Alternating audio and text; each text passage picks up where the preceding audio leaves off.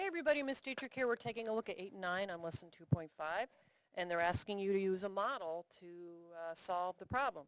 All right, for number 8, it says Mrs. Jennings has 3/4 gallon of paint for an art project. She plans to divide the paint equally into jars. If she puts 1/8 gallon of paint into each jar, how many jars will she use? All right, so let's first show what 3/4 would look like, and we're going to use this number line right here. 3/4, if we think about what's that in the eighths world, we come up with an equivalent fraction just so we can use this particular number line.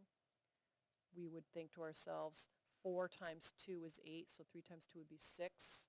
So 3/4 is equal to 6/8, and we're going to go ahead and shade that in.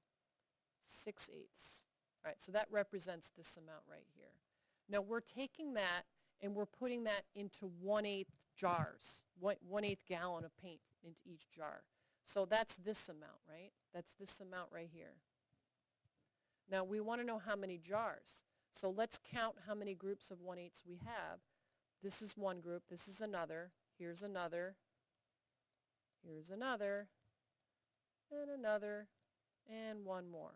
So if we count up how many red circles we have 1, 2, 3, 4, 5, 6. So we're going to need 6 jars. All right, so that's number 8. Let's look at number 9. Since we have time, I'm going to move this out of the way, and let's move this up. All right, so number 9 says, if 1 jar of glue weighs 1/12 pound, how many jars can Ricky get from 2/3 pounds of glue? Let's highlight 2/3 on this number line. Now 2/3, if we think of that as twelfths, how many twelfths would that be? Well, 3 times 4 would be 12. This times 4 would be 8. So 2/3 would be equal to 8/12. Let's shade that in. All right, now we're going to count how many 1/12 pounds we have here. Here's a group of 1/12. Here's a group. Here's a group. And we're going to keep going, and hopefully it's more evident why we chose the twelfths number line. All right, and let's count up how many red circles we have. We have 1, 2, 3, 4, 5, 6, 7, 8.